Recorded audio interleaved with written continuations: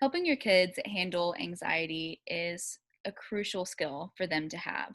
They need to kind of know how to navigate the different emotions that go with it and recognize that they have power over their anxiety. And I know as a parent, you want to walk with them in that.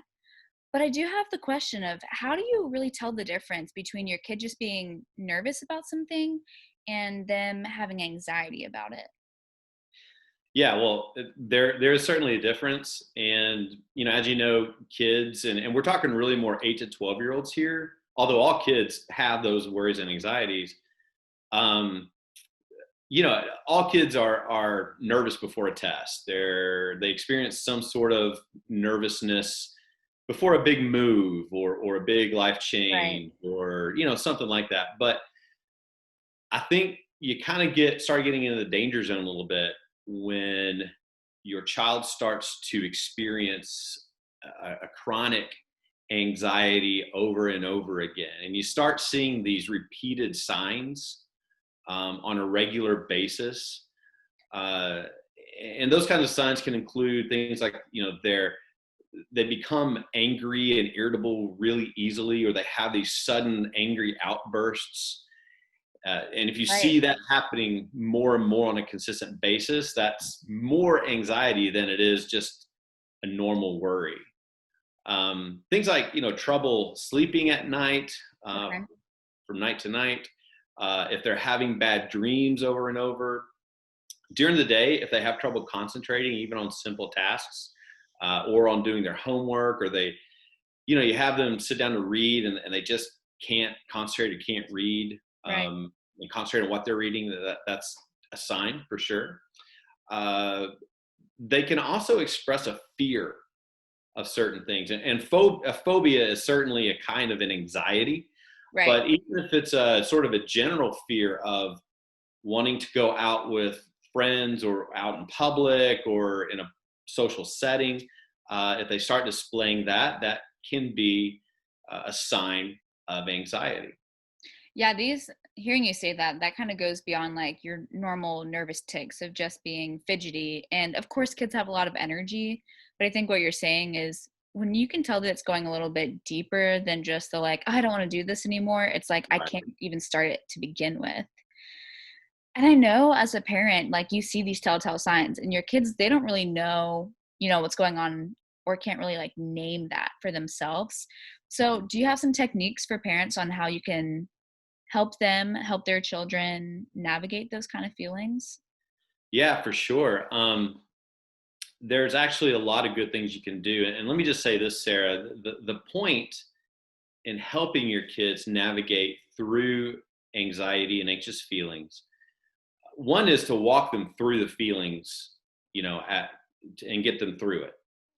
But the other part of that is also to teach them how they themselves have power over their feelings and the Mm, strong emotions and over anxiety, and how to demonstrate and express that power, and how to have control over those feelings.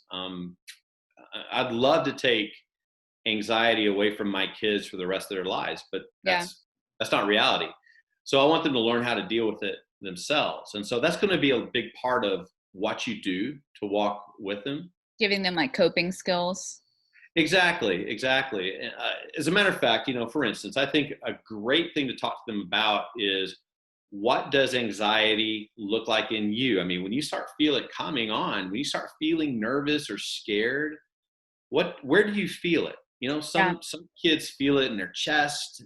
Some kids have a hard time maybe breathing. They have to breathe deep. Hmm. Sometimes kids, have stomach aches, so they may get a headache. Where is it that you feel that, and how do you know? Because the way anxiety works is it usually it doesn't just come right on and then it Yeah. goes right away. It's a wave that builds, and then it's a wave that slowly goes away after a certain time. And to see the wave coming, to help your kids know for them what that is, they can then begin to see that anxiety kind of coming onto them, and learn how to maybe head it off at the pass with certain coping mechanisms. Yeah, I feel like even as an adult, it's really comforting to know the why or the reason behind something. And so you're not just like, so frustrated. You're like, I don't know why I keep on getting these stomach aches or these headaches. But if you start to realize it's every morning before you go to school or Yeah, whenever you are doing maybe a subject that you're not really good at for these kids, I feel like right. that being able to know the reason, oh, I'm feeling this way because this is something that I don't know how to tackle yet. Yeah, you And help them to see certain patterns and that kind of thing. Sure. oh, definitely.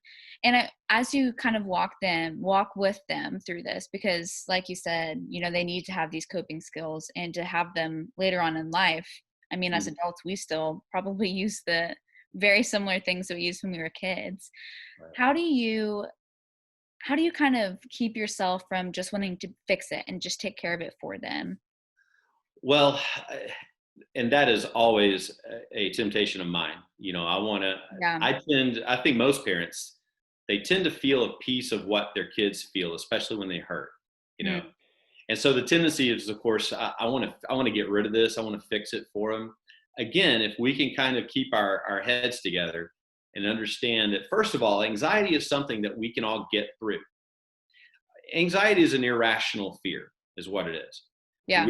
We're stressing and worrying over something that typically we don't need to worry about so much.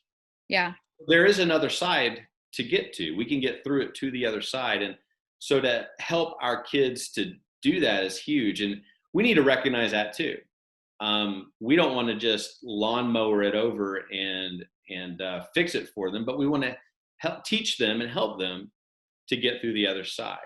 And when you're helping them to get to the other side, I think too it's important to be aware of how you're handling it because Yeah, kids are really going to play off of that because yeah, you are the model that they're looking up to, for better or for worse sometimes. I mean, I've learned so many incredible things from my mom and you learn to take on each other's tendencies when you're growing up and seeing a model, but humans like we're not perfect with it. So, right. how can you kind of keep your own anxiety in check? You definitely have to keep a cool head with your kids, because if you're freaking out over what they're anxious about, they're learning that as a skill. Hmm. Uh, Freaking out is a coping skill, but it's not a good one, Right. right? So we're teaching when we freak out over them going to a new school or whatever's going on, then we're teaching them that freaking out is the way to handle it. And Hmm. so we have to, as parents, we got to step back, take a deep breath, understand, okay, anxiety is something that we walk through to get to the other side, and there is another side. And we use skills that we learn to do that. And so we're going to teach our kids those skills. I think something that really helps Sarah with that is just being open to sit down and talk with our kids about it. Yeah. Because when we talk, we keep calm, we help them to keep calm. And that's the start of being able to walk through that valley and get to the other side. Chris, this has been so insightful and so helpful. And I know that parents out there are dealing with this. I know that you've dealt with it too with your girls. And having that feeling of not being alone in it can go a really long way. So thank you for your time and your expertise and look forward to talking again. My pleasure.